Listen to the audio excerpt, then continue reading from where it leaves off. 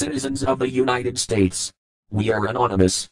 There is a new bill that the United States government has successfully passed. It is called the Stop Online Piracy Act, or SOPA, for short. Also known as the Protect IP Act of 2011. The U.S. Congressional Budget Office estimates that implementation of the bill would cost the federal government $47 million through 2016. It will cost you, the taxpayers, $47 million over the next 4 years.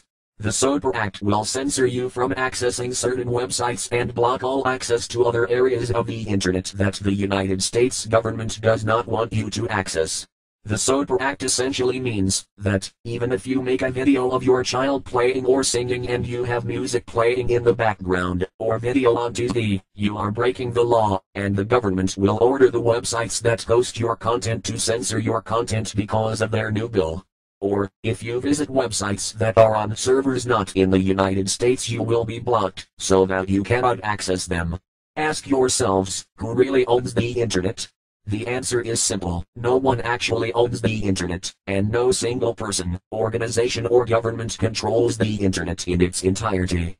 It is more of a concept than an actual tangible entity, and the internet relies on a physical infrastructure that connects networks to other networks. There are many organizations, corporations, governments, schools, private citizens and service providers that all own pieces of the infrastructure that make up the internet, but there is no one entity that owns it all. How can the US government decide to block access to parts of the internet that the US government does not even own? The SOPA Act is a direct violation to people's right to freedom of knowledge and information, and for that violation the United States government is a disgrace to the land of the free that every United States soldier has fought or died for. The United States government is essentially telling the people of the United States that they are free to do as the government tells them.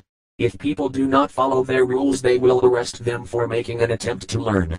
But the government will tell the media that these people are getting arrested for acts of treason, domestic terrorism, or internet piracy. As for the United States government, who gave you the right to regulate the people's right to think outside the box and use the internet as they see fit? If we cut off global internet, shouldn't we also cut off all foreign affairs? Should we hinder globalization completely? Perhaps all other world trade centers are acts of terrorism by existing, as they use the internet for commerce. The ambiguity of this bill should terrify you. This video likely will not last long on YouTube. As long as you can, download YouTube Downloader, and help us share this message. If you speak, they have to listen.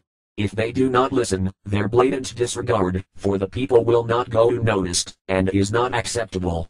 Doing nothing is the worst thing you can do. We are anonymous. We are legion. We do not forgive. We do not forget. Expect us.